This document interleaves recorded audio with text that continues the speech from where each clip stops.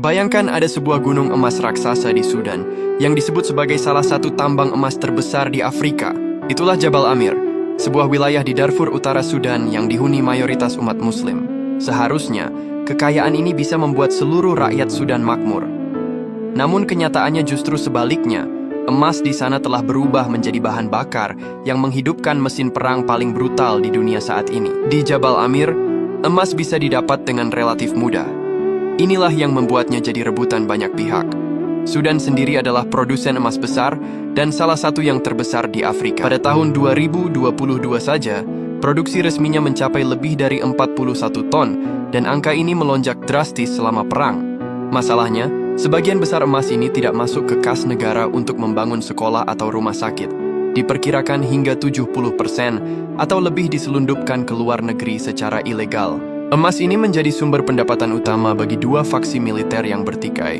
Siapa yang menguasai tambang emas, dia yang punya uang untuk beli senjata, amunisi, dan bayar tentara.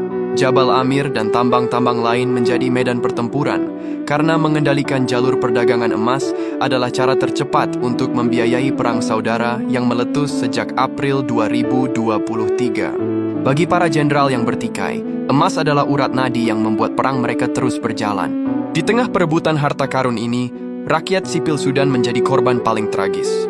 Situasi di sana disebut PBB sebagai krisis kemanusiaan terbesar di dunia saat ini.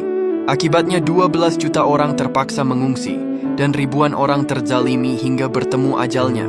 Akibat perang yang masif, banyak wilayah terisolasi, bantuan makanan sulit masuk dan jutaan orang terancam kelaparan parah.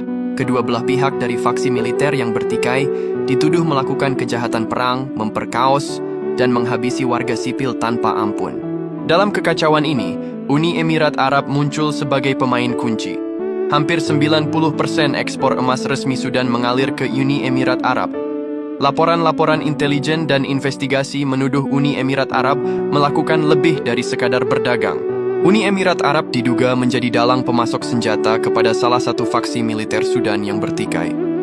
Pengiriman senjata ini sering disamarkan sebagai bantuan kemanusiaan yang mendarat di negara-negara tetangga Sudan, lalu disalurkan ke Sudan melalui darat. Para analis menduga hal ini bukan soal ideologi, tapi murni kepentingan ekonomi dan geopolitik. Dengan mendukung RSF yang menguasai sebagian besar tambang emas dan jalur darat vital, Uni Emirat Arab memastikan aliran emas Sudan tetap lancar mengalir ke Dubai. Singkatnya, Jabal Amir adalah simbol tragedi Sudan, di mana sebuah negeri yang seharusnya kaya raya, namun kekayaannya justru membawa bencana, perang, dan penderitaan tak berkesudahan bagi rakyatnya.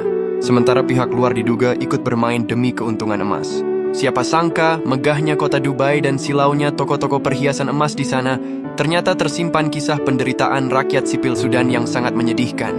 Ya Allah, semoga rakyat Sudan dan kaum muslimin diberikan kekuatan dan kesabaran menghadapi ujian hidup ini. Amin.